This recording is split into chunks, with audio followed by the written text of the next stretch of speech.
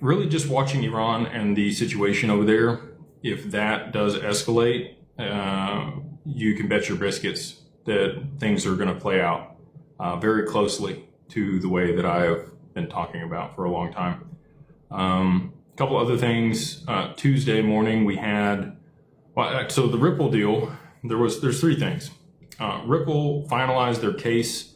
There was another person that sued them for losses out of California that was filed in 2019 or something. That cements them. XRP is not a security.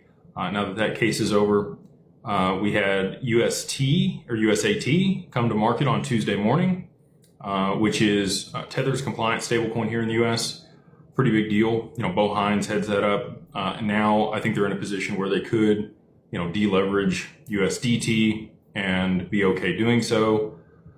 I always thought that was kind of a pivot. Maybe I'm completely off. There's always been people that have flooded Tether, and Tether hasn't gone anywhere. It's been used to soak up US Treasuries. But after the reverse carry trade unwinds, I think a lot of its use is going to be gone, and USAT will take that. Here in the US, they do have 3 years with USDT to get compliant. But if it depegs and has some issues, we'll have to see how everything plays out. Maybe they rotate that liquidity from USDT into USAT for all of the treasuries that they have on that balance sheet.